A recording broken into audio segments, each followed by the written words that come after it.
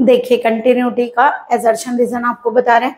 तो देखिए पहला स्टेटमेंट असर्शन है, दूसरा स्टेटमेंट रीजन है। आपको क्या देना होता है, ये करेक्ट है ये रॉन्ग है, फर्स्ट ऑप्शन ये करेक्ट है ये रॉन्ग है, या फिर दोनों करेक्ट है, या फिर जो आप लोगों का रीजन है वो असर्शन का करेक्ट एक्सप्लेनेशन है। तो देखिए सबसे पहले हमें क्या दिया गया कि composition of continuous function is a continuous function. ये तो आप लोगों को पता है ना कि कोई भी कंटिन्यूअस फंक्शन होता है तो उसका कंपोजिशन हमेशा क्या होता है, कंटिन्यूअस। तो इसका मतलब जो स्टेटमेंट सेकंड है वो आप लोगों का ट्रू है ना, यानी कि करेक्ट है।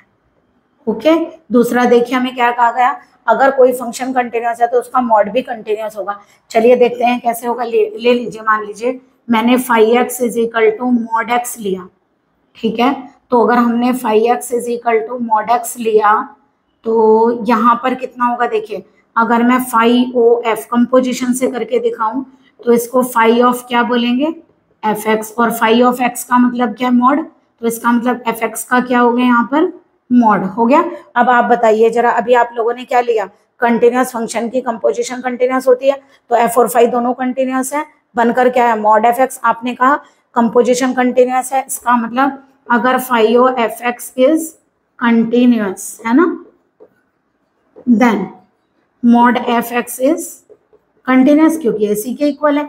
तो अगर ये कंटिन्यूअस है तो हम ये कह सकते हैं कि अगर कोई फंक्शन कंटिन्यूअस है तो मॉड एफ भी कंटिन्यूअस होगा। इससे क्या पता चला कि सेकेंड स्टेटमेंट भी आप लोगों का क्या है, ट्रू, और जो आप लोगों का फर्स्ट स्टेटमेंट भी आप लोगों का क्या है, ट्रू। तो दोनों स्टेटमेंट ट्रू हैं, और हम लोग क्या कह सकते हैं कि जो सेकेंड स्टेटमेंट है वो फर्स्ट स्टेटमेंट का करेक्ट एक्सप्लेनेशन